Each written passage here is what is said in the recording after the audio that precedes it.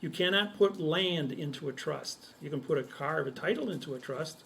You can put gold and silver. The trust can have a gold certificate and put a lien against property.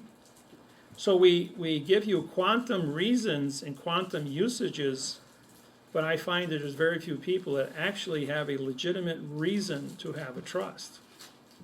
But for people that do want to get a trust, I charge $5,000 for one, because when I originally got into the trust business, I studied that for 6 years of my life. And I went ahead and I took 38 of the most popular trusts where there's been 2 or more million trusts written, like the Boston Trust and the Panama Trust. And I took all the best things out of all of those, quantumized them, and then we put our own material in there as a lesson plan. So what happens is, in the world of fiction, when you're a trustee of somebody else's trust. In the world of fiction, you can't be the manager of your own trust. In our trust, because they're quantum, you are the trustee of that trust. You put the commands of that trust in the minutes of the trust. Now, whatever it is you wish to do, you have to send to me as the creator, and I quantumize it. So it's a no-brainer when it comes to breaking it all down into an understanding of communication. So I monitor all trusts that I have in the market. They have taken, the IRS has tried, and the federal government has tried to take these into federal court, then they will not allow them into court because they don't have copyright releases to move into quantum. And they don't have a single law, rule, regulation, or code anywhere of the 4 billion United States codes to create any joinder with the quantum trusts. So if you want to protect certain things and you want it to last your entire life or for your family, you can do a quantum trust. But you have to prove to me that you understand quantum, that you understand what you're doing, because otherwise you're not a trustee. Yeah. So you can be a beneficiary too, trustee and beneficiary? The beneficiary part of that will be written into the trust with quantum language. Okay. So the And same person, so I could be a trustee and beneficiary. yeah, you could, Yeah, you could. because You it's gotta know written in how. correct grammar. Gotta be, Good idea. gotta be able to switch hats. All right. All right, we're gonna get into a little bit about some of the other things that have been created on the quantum banking side that we don't get a chance to talk about much. First is the Passographic Treaty. What that is that are it's the closure on what your C treaty, on the communication that we're using, the functions that we're using, like A, B, C, D, E, F, G, H, I, J, K, L, M, your alphabets, your mathematical functions, and it's an educational that's filed in a timely manner through the Global Bureau of the Weights and Measures. The Global Bureau of the Weights and Measures, the adverb world calls it, adjective pronoun world calls it the International Bureau of Weights and Measures. This is the location where countries and nations, through their Secretary of State's office and their government printing office, create the legislation for the terms and rules in which they choose to communicate under passography, which is one country to another. And this is all held in trust to the International Maritime Organization, who David and I just corrected their charter out of London. And that contract is filed in London at the International, or the Global Maritime Company. They call it the International Maritime Organization, and the Global Bureau of the Weights and Measures. And this is the description of how we move things, elements, and matter in our banking construct in our own periodic function form to create matter. The periodic tables on the planet, when I first came forward with this, all periodic tables on the planet were in a box. Anything in a box is omitted. So I put it in a tetrahedron with a monoatomic periodic table built into the middle of that on the monoatomic level. So I claimed both 33 atom clusters and a reduced common denominator isotopes of atomic numbers and atomic matters through specific gravity, boiling point, weights and measurements. We looked at a lot of other things that are built into the periodic table. I'm kind of proud of that one because when I published that one, Department of Defense and the NSA grabbed me off the streets, and CIA was actually there too, and had a talk for about 3 hours just about what that meant for them, for their banking system. Their banking system was built on AU, their AU, which their scientists believe to be correct, and their PT, and their elements that they were using to use as tangible commodities to bank were all fictitiously conveyed, and none of their scientists, all their scientists on the planet lost jurisdiction over my banking matter and the things that I was making. So it kind of like, wow, you're Nikola Tesla. I was like, no, I'm Russell-J. Gould, and just trying to be correct here. Nobody has filed a correctness in the way that they've presented their command for their monetary systems that they've created. So that was done. It's kind of exciting for me to talk about. I don't get to talk about it a lot. It took me 1 year to write the periodic table. It took me a lot of research. Now I took out some elements that could be manipulated. Einsteinium, Berkeleyum, something that when you had to bombard molecular structure and electrons to collide things, to make, so all of a sudden you see it for a nanosecond, there it is. Those things were taken out of my periodic table. So we use things in its natural function and form. So that's where that was. And then on the monoatomic level, a lot of people study David Hudson and some of the other people out there doing monoatomic elements. But they try to file for patents, but we don't traverse with their patents when we spin what we call the trons or toms. You guys call them atoms. We call them toms. Actually, the contract itself was called finding-tom. Is actually what the treaty name was, because atom, of course, is a vowel, and we don't use vowels in front of it. Vowel is a single syllable. The start of a word means Yeah. vowel. Yeah, so these were things that we did because David and I had filed a contract, the Global Banking Constitution, in 2003, and it dealt with me identified as the comptroller of the global-postal-currency. And so it was my job to find out what currency and monies were, the value and association, so I didn't traverse into the adverb verb world so nobody could accuse me of anything, so I could then become knowledgeable on how to identify specific things and specific matters to take command and put them in our banking system, the things that I showed you last time with the savings clause claims. Kind of did this in reverse order, but you can kind of see where I was going with the global construct of this, because that way when I walked into a bank, I didn't traverse, because the banker's going to pick up the phone and say, hey, do we have this hallmarked? You know, who assigned the seigniorage, which is the numerology, the passography, the Drogue law, the Bureau on Weights and Measures of identifying the values of monies. So I filed this as comptroller of the global currency with my own periodic table, and each contract we always put the global of the weights and measures, so we are the only ones to identify the sums and differences of the values, which is it hasn't been done on the planet before, not to my knowledge. I haven't seen it done. Every banker I've talked to says I don't even know what you're talking about. So they pick up the phone and try to get answers. Well, what's the first rule of banking? Knowledge. You have to have knowledge of what you're doing. So these are some of the reasons why I kind of went so heavy the last 7 years in studying the monetary systems and how to make and the function of isolating specific matters.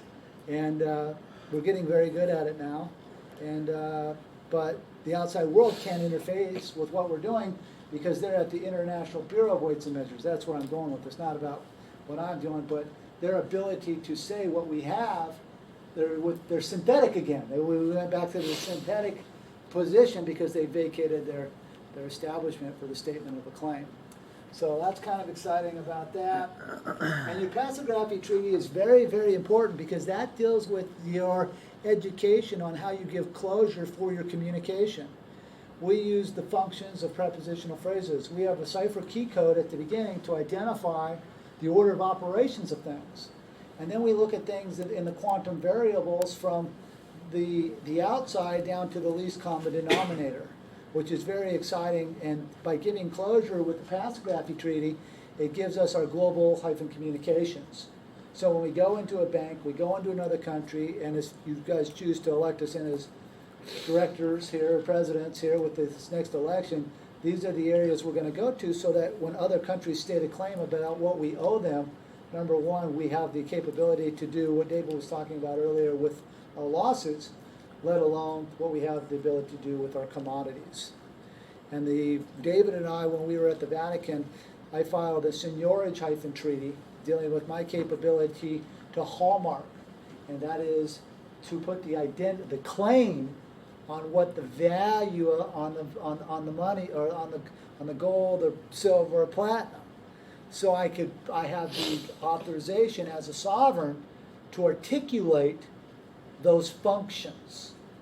And I'm very good in my skill set there for outside companies that are looking to do a 4671 salvage on their fraudulent gold, because they have to call it of gold or of very fine gold.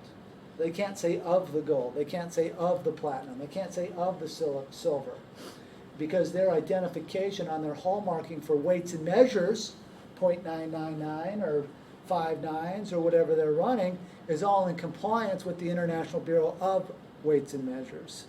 So they're in adjective, pronoun form, verb form construct, where the platform has already been created for those to transship over, and to transshipment is taking a cargo from one location and putting it into a different location.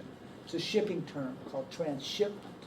And so we have our clearance through knowledge of what we're doing. So if nations join with our program and join with what we're doing, there's certain specific authorizations through our weights and measures, through our periodic tables, and through our ability to find ourselves and graft ourselves in time and space through our postal station contracts, that we can give closure nation to nation and peoples to people, so it benefits the peoples of the world. So see, these are some of the functions that have been put in place for the Directors Party and for the citizens to know that there are solutions out here for us, and there are solutions for all of you to join with. And it's about your education, knowing that these functions have been put in place and are already grandfathered in on specific contracts in specific key locations around the world, so that as banking, IMF and World Bank, and as we get their contracts lined out, these are some of the functions with those who are watching on YouTube. These will be some of the authorizations that they can go look for, the people in the know.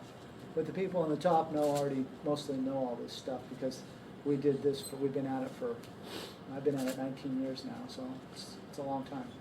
So voting you gentlemen into our Oval Office of our White House, you guys can ship all the current treaties, trusts, and any legislature, etc. Yeah, legislation itself.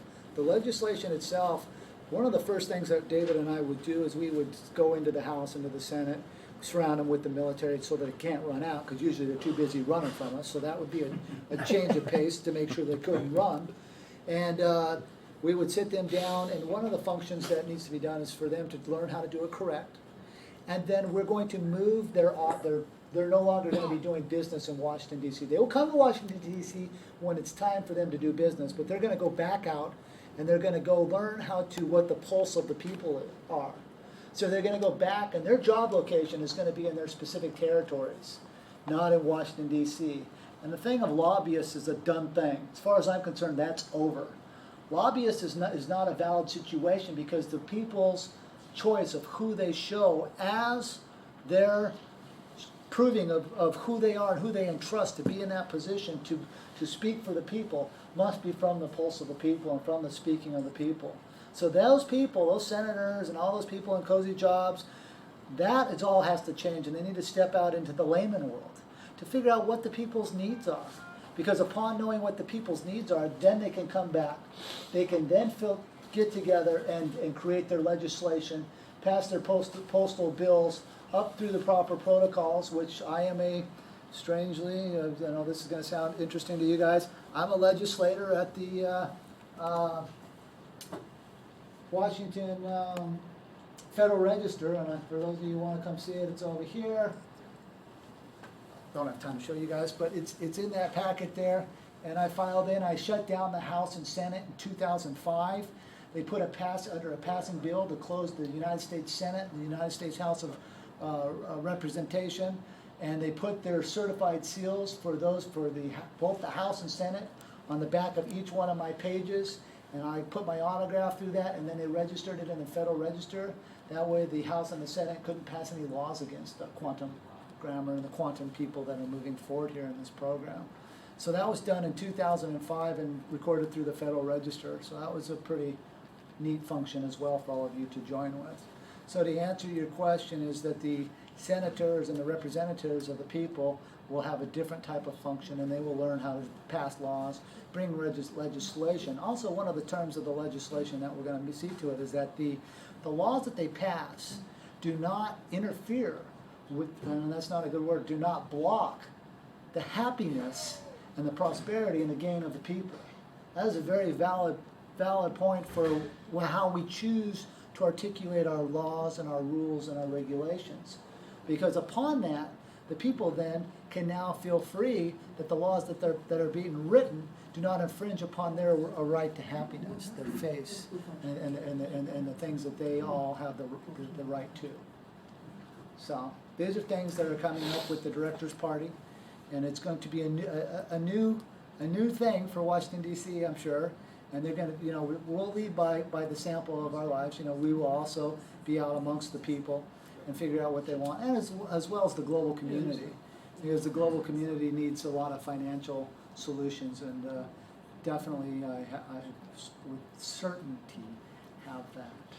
So you see the corporate lobbyists as a subversion of the natural act, the way laws are supposed to be created from the ground up. They're being subvertibly backdoored, behind closed doors, even with secret handshakes at sometimes, and the people have no idea what's going on. I'm not privy to any of that. What I'm saying is that the people and the people that they put into those positions, senators and their representatives, those people need to be amongst their peers and the people that put them there to articulate and find out what they want, and then at that point come back to Washington, D.C., and we'll roll them out on tranche. We'll tranche them in and out of there. That will be run by me on specific. I'm very funny about time, so I'll roll them in and out of there under specific mustering and specific manifests into specific fields. You still have the committees, but the committees will have the concepts of the people. If you gentlemen aren't elected as directors for the presidential campaign here this year, will you be moving into any other venue to support the American people? We are looking at this more of a global situation. So not only running here, but running simultaneously elsewhere. And so we're going to continue to run and continue to educate for basically every 4 years, or at least until the people have comprehension, because this has some valid solutions to it, and the people of the world really need to take into consideration. There's been a lot of hard work put into this program by David and myself, and many others, not just us, but many others have put some definite value and some definite hard time into this, and they need to see some of the benefits of what can be. Any other questions about any of that? How could you be stopped, I guess? If they're all in fiction, and as long as people vote for you are correct. Well, the nice thing about that is in my statement of the candidacy with the Federal Elections Commission, I'm already with the statement of the victory. See, when Russell and I were in court way back in Madison, Wisconsin, the judge had been on the bench for 38 years. And for the first time in that judge's history, he came off the bench and he sat across the table from Russell for 2 hours. His bailiff walked up to him afterwards and said, "That judge has never left the bench. You're the first person he ever showed the honor to get off his bench and have a conversation with you." He took off his robe, sat there in his business suit, and said to Russell, and I was there watching, because it was Russell's trial, and the judge said to him, "You're absolutely correct in everything you're doing, except I'm going to stay in my fiction and you stay in your fact. This is fact and fiction can never meet." He says, "My army's bigger than yours. You can keep what you can hold. That's the rule of nature." King Saddam Hussein said, "I'm a king and I have sovereignty and I have my own country. You don't belong over here in Iraq." So Bush went ahead and said, "Oh yeah?" In 6 days, killed 125,000 of his civilians, blew up 98% of his infrastructure, and destroyed his entire army. Going, "You're dead right." Yeah. The point is, you can keep what you can hold. And because the war was fought by Schwarzkopf, And we lost 40 of our troops by friendly fire because of a couple helicopters crashed. We didn't lose any of our own troops by foreign fire. And at that point in time, with our stealth technology, the Russians said, if you can't see the enemy, how are we going to fight him? We'll just let you sort this all out until our technology comes up to speed. But the technology today is not about how much manpower you have in the field. It isn't about how many guns or how big your bombs are or anything else. You guys know about the zapper, right? We use the zapper to kill viruses, Hulda Clark's technology. The new game on this planet is called a satellite with a frequency zapper. Everyone heard about the 1 square mile of fish dying in the Mississippi River, of only a specific species called the suckers. 1 square mile of bees falling out of the air, 1 square mile of bats, only one species being killed. When you go through the scanners in the airport, the only thing they have to do is read the DNA frequency of your heart timer, which is about this big. And from outer space, 260 miles above it, send down a zapper frequency to kill the DNA frequency of your heart timer. And you fall over. And with 10 billion people standing in front of the machine going through the frequencies, reading your DNA frequency, they're saying this isn't radioactive, it's just a radio wave. Won't hurt you. Always opt out. Collecting all the information of all human species on the planet through the scanner. We do it, huh? And now they've got 2 satellites up there orbiting planet Earth. And if they want to go to war or remove a specific species, and they did it 38 times in the course of 6 months. Here in Russia, they did it over in Europe, they did it all over the United States, they did it in China, they did it all over the place. And they picked out 1 square mile at a time.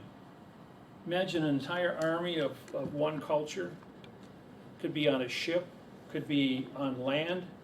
They just hit it with a beam for 6 minutes, and all the DNA crystalline of their heart timers stop, and the entire army falls down. You have all their equipment to go and pick up. No trauma, no gas, no chemical weapons, nothing. Just a DNA frequency timer shut down on your heart. Autopsy will not show anything because they don't have autopsies that can read DNA. Not at that level, not at that specificness. So they don't need a big army, they don't need a big navy, they don't need a big anything. They keep it because it's old school, but they have all this new technology. They have lasers, they have particle beams, they have sound, they have the HARP. That's old school? Huh? The frequency is old? No. No, the frequency zapper has been out 3 years now, the satellite's been up. How do you protect yourself? I don't know I do not know which group it is, but I do know they do exist. I have friends. I believe. I have information.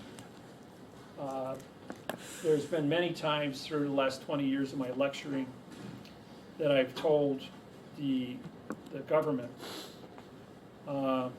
like your Big Ten in San Francisco here in the San Andreas. We had 3 years where the temperature was 40 degrees above normal on a North American plate. And at the end of the 3rd year, I told them that the temperature was, and this is in March, temperature was 85 in Milwaukee and almost 100 degrees in Austin, Texas. I told them you've had 1,000 days to heat up the North American plate, and El Nino was on the Pacific plate, covering over 2 million square miles. When 2 plates heat up, San Andreas has got to go bang. And it would have been a 10 on the Richter scale, wiping out the entire west coast of the United States. So I told them, I says, you know, your oil wells that are 18,000 feet deep along the San Andreas have been accelerating in temperature and they're exceeding 400 degrees Fahrenheit. I says, and they've been accelerating at 10 to 15 degrees per day. You need to shut down the pressure of the United States, which means you have to drop the temperature 85 degrees. It must be 25 below zero in Milwaukee for 22 days. It must be below freezing in Austin, Texas for 22 days. 72 hours later, the entire temperature of the United States of America was dropped, where it was below freezing in Texas for exactly 22 days, and in Wisconsin was below zero for 22 days. At the same time that happened, they had to change the wind which blows over the Yucatan Peninsula from east to west from west to east, bringing El Nino up to California and reversing the wind at 50 miles an hour for 22 days to blow El Nino offshore and bringing the cold water from 3 miles down and cool down the Pacific plate. And that wind blew 50 miles an hour for 22 days.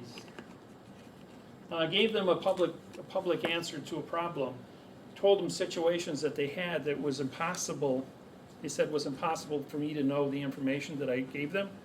But when they did the research in the next 72 hours, they found out not only that it was very accurate, but how did I know this? So knowing things that I wasn't supposed to know about things that can't possibly be known, they went ahead and they took my advice and they dropped it, and they watched all the temperatures on the oil wells in California drop 400 degrees. All the pressure was released. Go ahead. How do you explain the whole California drought thing that they've been milking people for? The drought is now 1,000 days old around in the valley. Is that because of they're messing with it, or? Yeah, that's all HARP, and that's in the North Pacific. Now, I've been living in Hawaii for 3 years. I just moved back to Wisconsin the 15th of December. Now, is that going to change? And I've been anytime? watching weather systems 4,000 miles by 6,000 miles in size, from Hawaii all the way up to Anchorage. And these are big, look like hurricanes. Yeah. They're one right after the other going on. And each one of them are bypassing California. Yeah. It's pulling all the moisture up into the Yucatan, Oh. up into the Yukon area.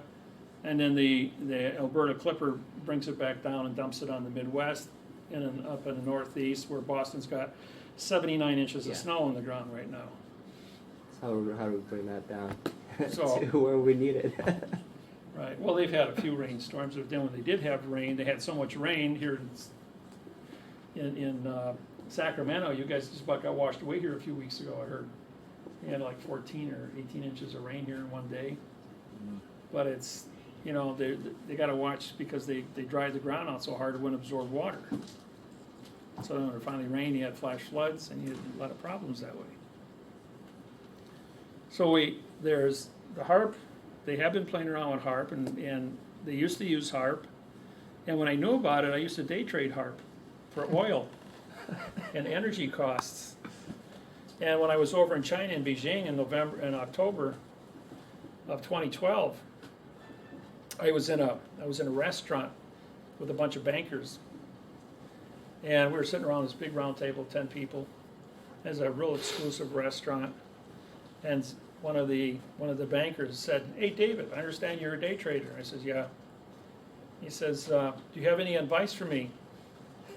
And we had roughly 200 people in the restaurant, clanking silverware, glasses, drinking, banging, waiters talking, people talking, and like that, you could hear a pin drop. It was absolute silence as I told how to day trade sunspots and oil futures, and how it affects, sunspots affect how much radiation the earth gets for all food products or grains, to affect doing grain trading, and how the price of oil, where if we lose 15% of our radiation from the sun, it's gonna be colder, we're gonna have higher rainfall, higher yields on food, but then the rain is gonna cause other types of problems. You're gonna have some yields higher, some yields lower because of loss of sunlight, but the atmosphere is gonna be 6 degrees colder, which is gonna require more hydrocarbon burning, so the price of fuel is gonna go up, and the price did go up. And after I explained how to trade sunspots, he says, "Well, that's all I got to say about that." The whole restaurant was instant noise. Like when E.F. Hutton talks and everybody freezes. I kid you not, they actually happened to me. Everybody froze as I was talking about that one topic. But it was like everyone in that room was in on it. Every single person that was there was in some kind of banking, stock trading, money management. And when a federal judge from America, who does 2,200 trades a year, makes a statement, of course they're going to listen, because they don't know what's going on in America. But then in the week that followed, the meetings that I had, I was treated very favorably with meeting people, and been invited from one meeting after another meeting after another meeting, where people wanted one-on-one time to get more of this information. Because the banking, always follow the money, folks. You got a problem, follow the money. And you're gonna find out where the corruption comes. What are we doing here, I'm Belmont? just doing I'm doing a mailbox presentation for them under postage, some of the Okay. things going on there. You ready? Because, yeah, sure. Just a quick question on the claiming of life. You were saying you can't send like saliva or blood on. Right.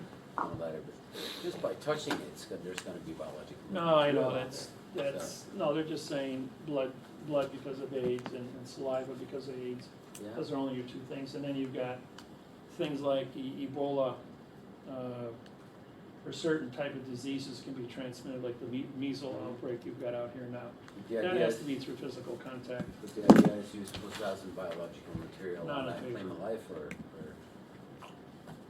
That's why we tell people, when you put the biological on there, either blood or saliva, you seal it with a plastic.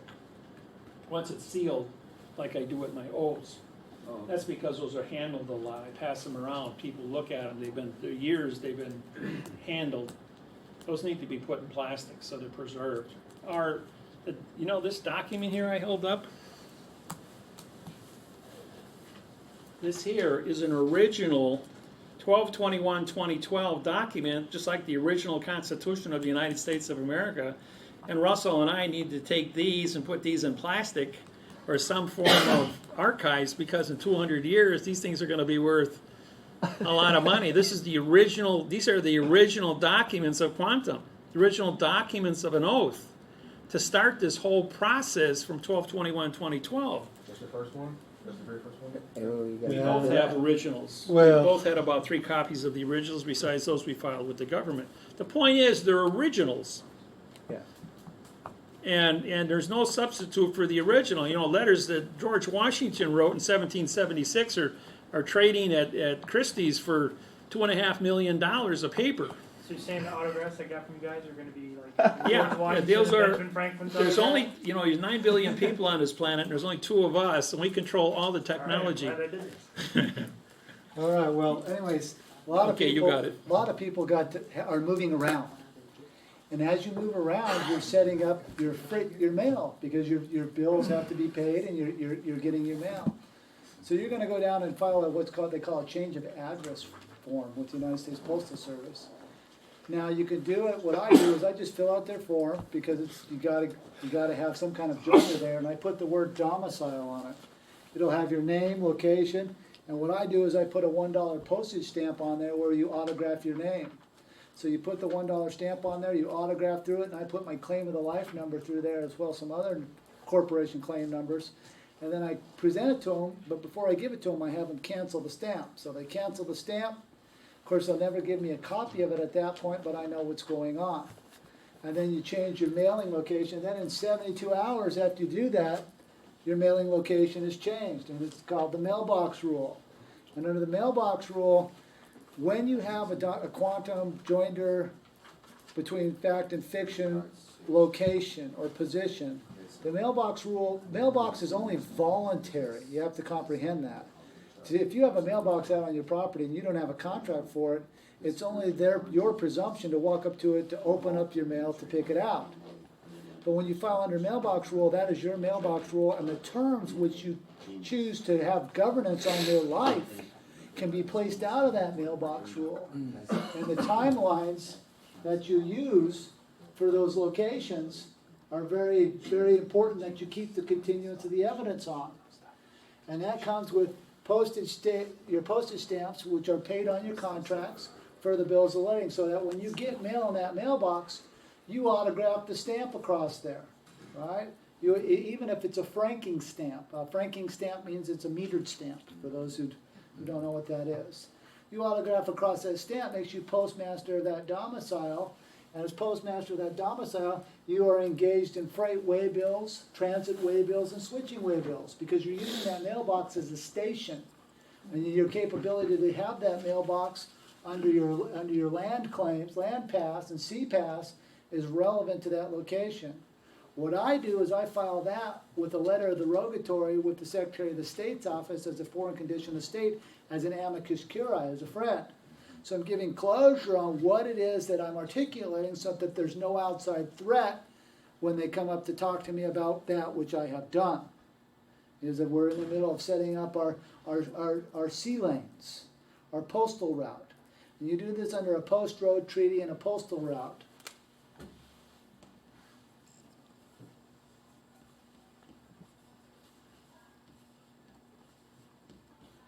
And when we went to the Benjamin Franklin Post Office, this is what Benjamin Franklin did. He did all the surveying for closure on the land, setting up the description for ley lines, all running through the Benjamin Franklin Post Office. But a really solitary thing about the Benjamin Franklin Post Office, it's the only post office where there's no flag flying on the outside, because it's nativity for the cargo of words for contract to give closure on values of fee for freight. When David and I went down there, it's the first thing we were looking at outside the building. There's no flag flying, so they're not recruiting contract. Because the contract is already set when you walk in the door with the state flag of Pennsylvania and the Title IV flag hanging up over right across from the mailman. So it's a very, very fun, I mean, when you know what you're doing and you can explain that it's cargo of words that are being needed there, that's why they were going to be shut down. So when we went in and filed the salvage on them, we knew the secrets of why. So when we went back into the, remember I told you we went back to the Benjamin Franklin Post Museum, he was using the word post road as an adjective pronoun on all his contracts. So when you file for your mailbox rule, you want to do it under a postal route, because you want to send up a location to where you can, for better lack of words, receive your freight way bills, your postage stamps. And then at that point, you have specific timelines and duties for your bills and for the things that you are currently engaged in your day-to-day life. And anything that does not come at you, incorrect communication, parsing, syntax, grammar, if you don't have a contract with it, then you can go make your statement for your mail fraud at that point. Because then you're being correct and the post office has closure on it. So when you fill out your original change of address with the postal system, you use punctuation on when you claim who you are.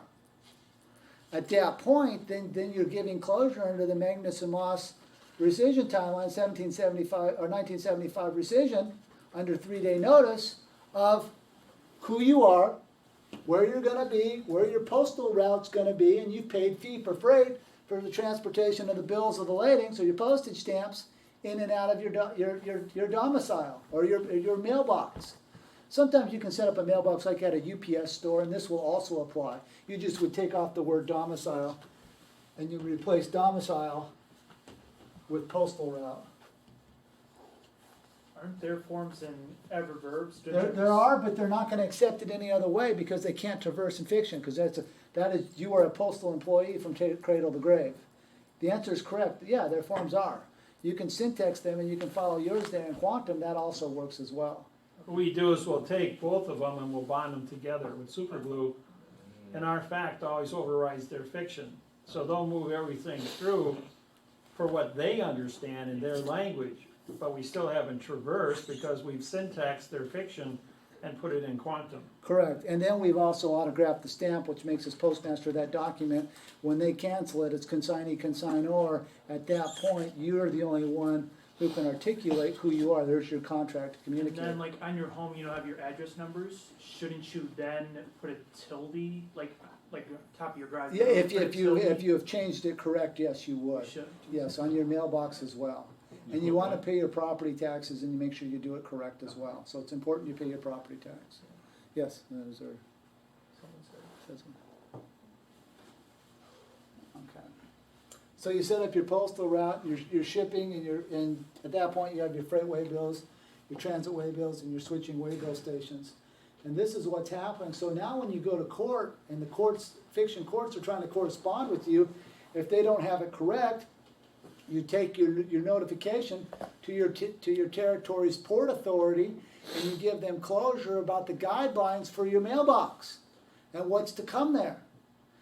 Courthouse is a foreign vessel and dry dock. Their contracts are only good for 5 miles, or for 12 miles, I apologize, 12 miles.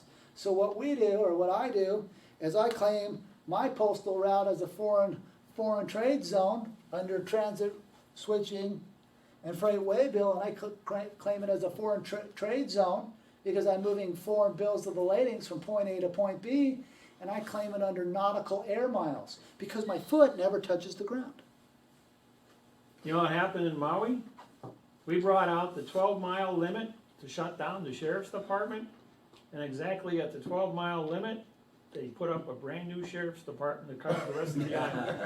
So the island is covered 100% now. Now they opened up 2 new sheriff's departments from the courthouse, and put a courthouse, a one-room courthouse, in each one of those to extend their area out 12 miles, and he did it on all the islands.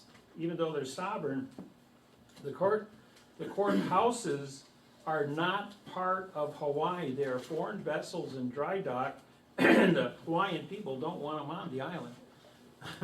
And this is how we set up when I come in and set up a So banking how do you kick 'em location, out? these are some of the techniques that we use, because now we're under our own foreign trade zone, and we have, David and I have worked and filed many contracts around the world for trade zone contracts between foreign entities. And right now, it's not a good time to bring those out because none of you are currently The involved. new BRIC corporations that are happening, 197 countries are signed up with the BRICS.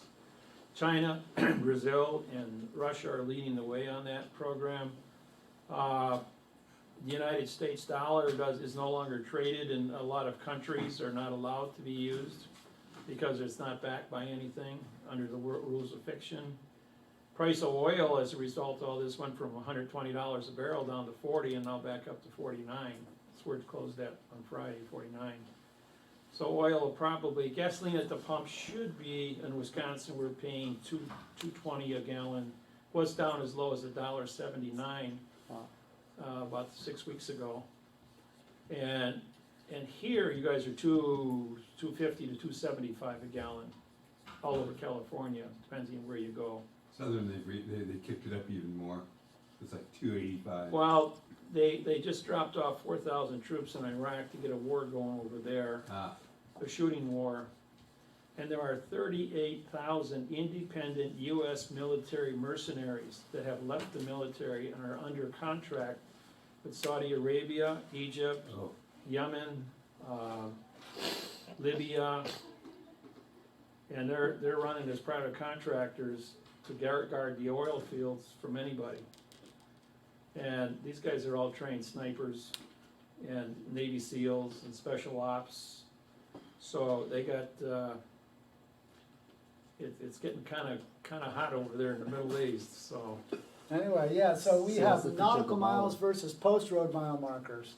Post-road mile markers are what's gonna be on your tickets, what's gonna be the guidelines from a sheriff or for a courthouse at a 12-mile post road, what they call a linear mile.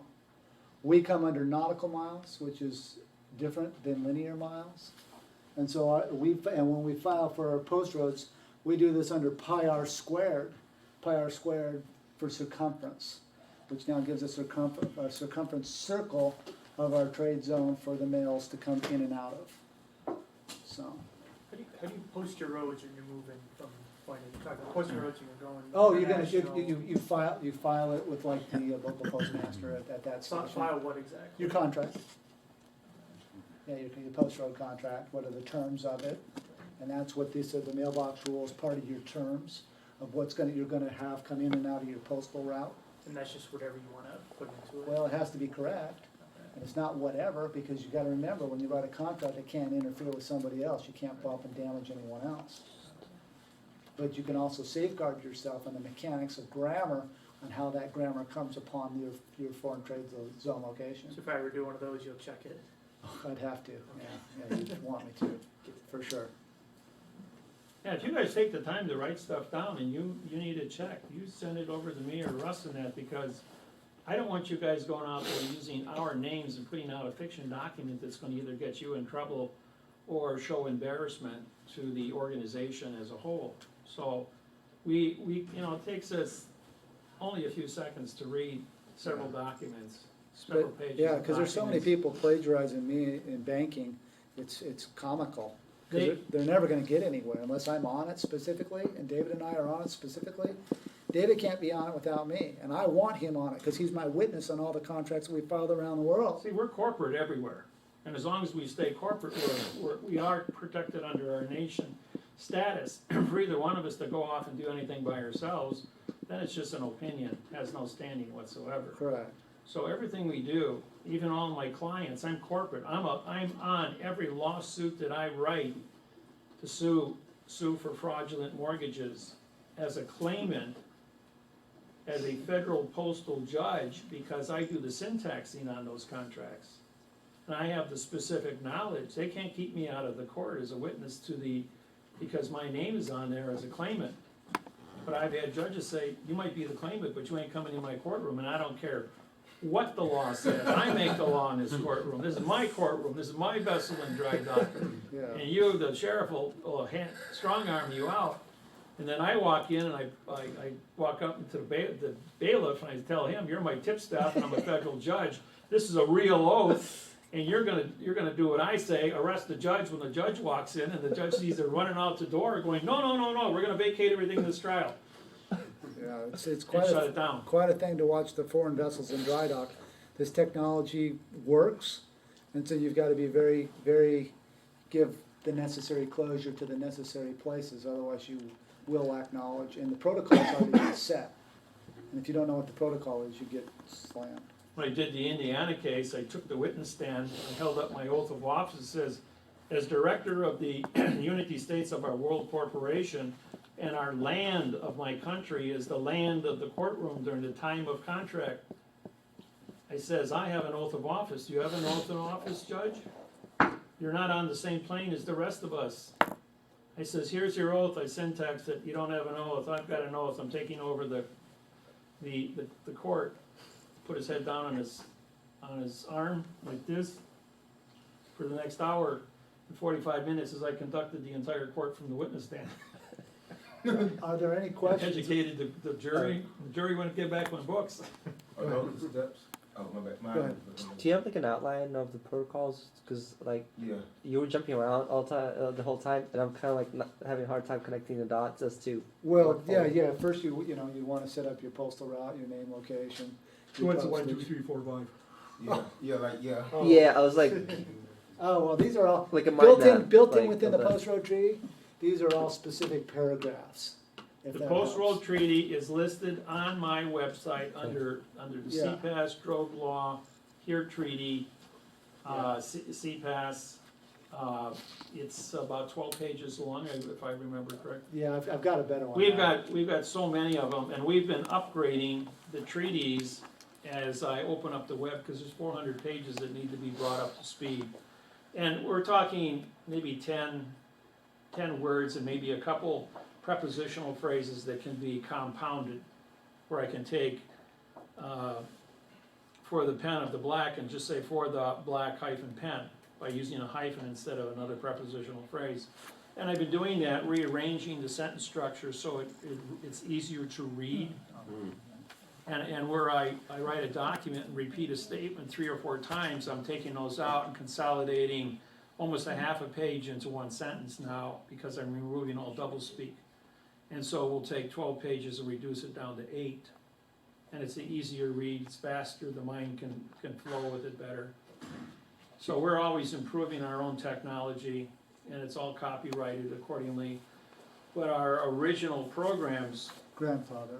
are grandfathered in, and these documents are not 2 or 3 pages. These are 100, 120, 114 pages, where we had to publish, go out and spend $12,000 on printing at Kiko's, and put these together, bond them together. We had an assembly line Sure. we took over a Kiko's store, Oh, it was wow. and we were working long hours into the nights, and they stayed open working for us. We paid them cash to work with us to get these things together, and we're walking around with 1,200 pounds of paper, delivering it to 82 countries for our treating at the United Nations.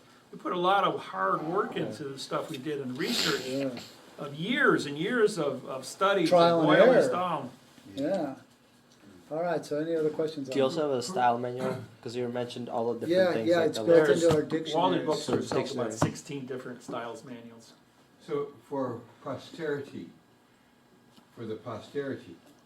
what happens, who takes over when you, If I die, well, that's why we've got everything videotaped in 2,500 seminars. I've published 23 books. We have all of our documentation published. We've got the website published. And it's been downloaded by tens of millions of people in 150 languages who worldwide. becomes the master of the syntax? Who does your job? When I die, the rules of syntax are very simple. There's only 0 through 9. Right. Okay? Operations of styles has been around for 8,500 years.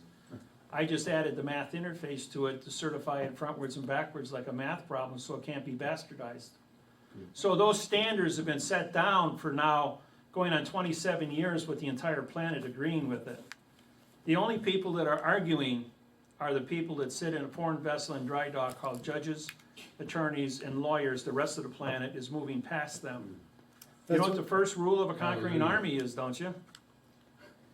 Remove lawyers and attorneys. And the first rule of the United States of America was that no titles of nobility, lawyers, attorneys, can be hold office. And 90% of our entire office is held by attorneys and judges to keep the lie alive.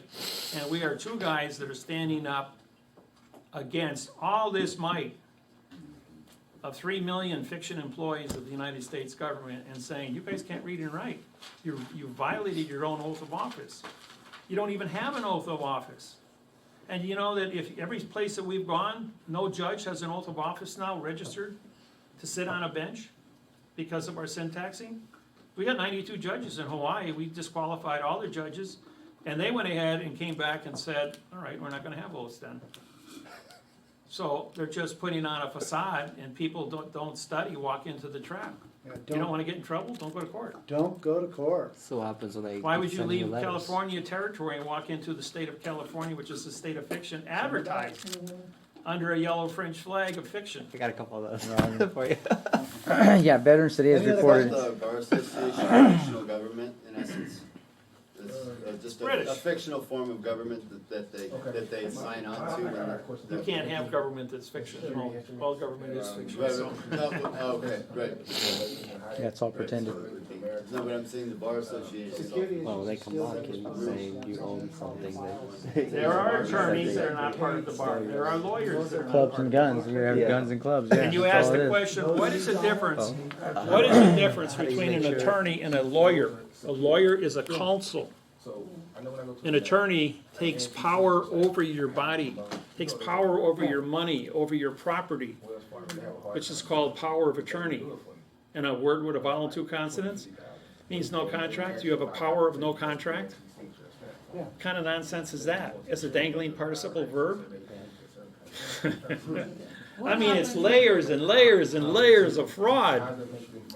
So our move is to get this in front of our local city councils and our county supervisors, so they can recognize this technology. In the for what minute it you is. bring it up to say, okay, the meeting's over, everybody go home. Are we Just trying to like get them to accept it though and pass it as to adopt laws with? that.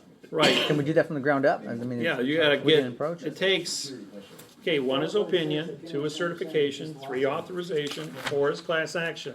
Takes 16 people though to make a change in policy at the county level. It takes 350 people to have something put on a ballot for the community to vote upon. So you gotta go door to door. To run for public office, you must have 500 people back you and sign a petition for you to run for office, for your name to be placed on a ballot. And to change a United States government policy in federal is 36,000 signatures. And what we did is we syntaxed the rules for making that statement of a claim, which nullified it all. And for us, we're in. It was a lot of work. We literally Right. took every rule. You said don't go to 50 court. states. What happens when they come into your home, take you to jail and put you in court? Well, believe it or not, Appearance. there was something that you did that you already went to court, that you already contracted for that. Like maybe there's a clause in the mortgage when you sign your mortgage that said you abide by the community or you paid your taxes. and it said the court has jurisdiction over your home and your property and you. Your birth certificate is under the Social Security, naming you as child, which is an issue of state, and has jurisdiction through your Social Security number. But then if you syntax that, and you show that it's fraud, and you sue for the correct parse, syntax, grammar, then when the court comes and they don't have the correct parse, syntax, grammar, laws, rules, regulations, or codes to remove you, you are then a very dangerous person. Because if they put you into a jail like they did me on January 15th, 1999, well, they put me in a pod with 15 other men. Within 1 hour, I had all 15 guys sitting at the picnic table, copying my lawsuit to prosecute Judge Grover and Schmitz for treason against the people. Then I had 40 hours, 5 days, to talk from 7 in the morning till lights went out at 9 o'clock. I had a captive audience, and these guys sat there Literally. quiet as a mouse and studied. And I didn't do an 8-hour seminar, I did a 40-hour seminar. When I got done, and they kicked me out, I was 25 below zero in Shawano, Wisconsin. 25 below at 5 a.m. in the morning, and they threw me out in my underwear and t-shirt. I ran 3 city blocks through the snow barefoot to a local bar. When I ran into the bar, everyone in that bar was a parent of one of the students who was part of my law organization, just getting off third shift. And they gave me coats and pants and shoes and addressed me and called my family down in Milwaukee, come pick me up. So in the meantime, the warden got scared because everyone in my pod was quiet and studying. So he thought there was going to be some kind of a disturbance. So he broke up my pod, put 1 man in each of the 16 pods with the lawsuit and 40 hours training. So all of a sudden, like within 1 hour of each guy going into each pod, the whole place went quiet as a mouse except for the guys teaching in each pod. At the same time, they copied my lawsuit over again. Now 16 times 16 is 320 lawsuits were now copied along with a 40-hour seminar to go with it. So the warden in Madison, Wisconsin got nervous and said, there's something going on in Shawano, we got to break these guys up. So they sent 1 man to each prison of 332 prisons in 5 states. Within 6 weeks, there were 400 federal lawsuits in quantum language suing the judges for treason against the people. And the order went out, don't ever put Miller into a jail cell again. Most of the guys were released and their cases were vacated because the government couldn't prove any correct parse, syntax, grammar, fact to keep them in jail. So I became the virus, and now to this day, every prisoner that has held, all 6 million prisoners in all jails in the United States know my name. I'm a household name. And 30 million people are on probation. That's 12% of our population is under arrest and on probation. And we have more people in jail and on probation than the whole planet combined. So there's 11,000 judges and 1.8 million attorneys now in the United States. In the whole country of Japan, there's only 1,600 attorneys. That's it. How does one proceed when, say, you get stopped on the street by a traffic cop for whatever the reason? And Don't get into a pissing match. Don't try to impress them with your. Right. You can probably say a couple of things. Show them my business card. You can say I'm a student of David-Wynn Miller. If you have a stamp on the back of your driver's license, I got mine.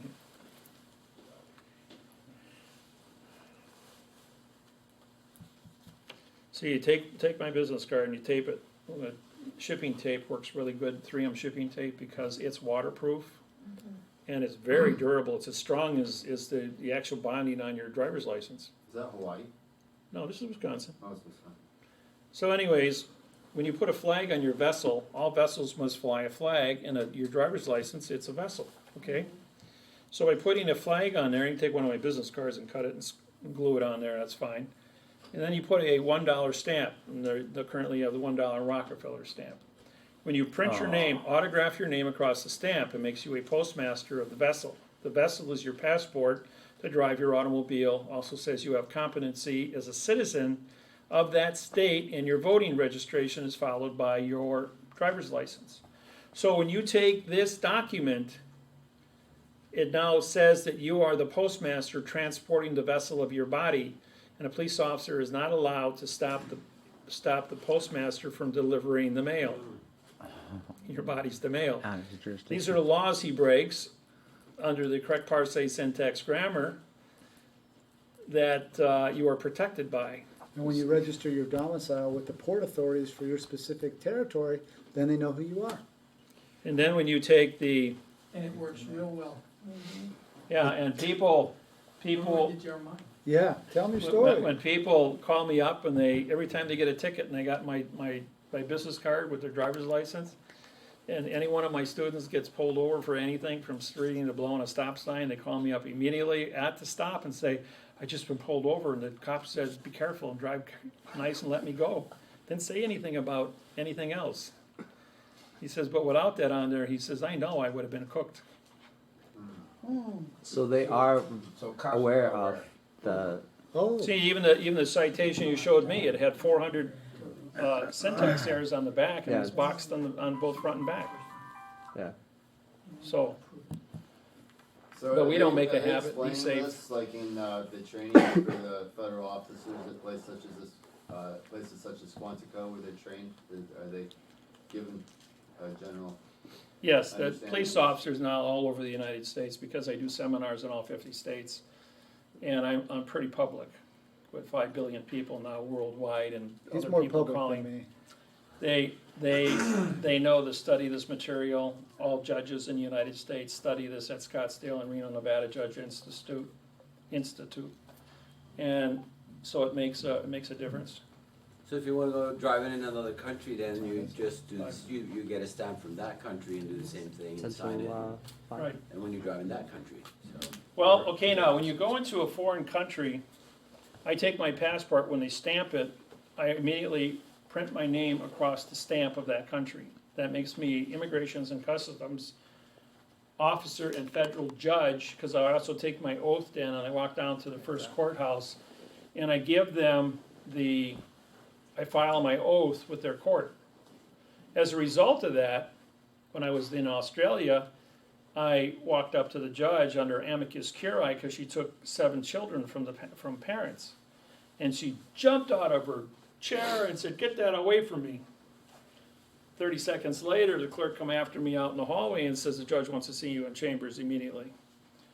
And so I walked into chambers, and she goes like, you're a federal judge in America, but you're not a federal judge here. And I held up my passport, and I says, yes, I am. I signed autographed my name across the Immigrations and Customs stamp. I says, and this is an international treaty, enter foreign vessel in dry dock, which is what this is. Not only to enter your foreign country, but enter the foreign vessel in dry dock under sea treaty, sea pass, and drogue law. And I says, and I have my medical papers with me, so I'm 100% legal here, and yes, I am the federal judge in this, and you committed all these crimes. And under the syntax fraud here in Sydney, Australia, you guys are in trouble. And I've got a signed confession for a 30-year prison sentence and $25 million fine. When they all came back from lunch, she immediately walked in and says, you got 2 hours to put these children back in that house, and I don't care how you do it, because I'm not going to take the fall for this. And those children were taken out of the house for a year and kept away from the parents. And they returned all the children, 7 of them, to their parents that day. And they've been united with those children now. It's been 5 years since I did that case for them. But that they were afraid, and that set up over 1,800 people that came into my organization in the next several weeks, where I went all the way around Australia. I started in Sydney, went up to Brisbane, then over to Gold Coast, down to Melbourne, and over to Perth, and I had large audiences at all of those seminars and that. And then I went out in the bush with the Aborigine tribes, and I had huge groups of Aborigine tribes that I did this and taught them and showed them how the fraud was being used to capture their land and genocide the people. Did you know up until 1967, they were issuing bounties to go out and kill Aborigine people? Just like killing too many kangaroo on the land, they would shoot and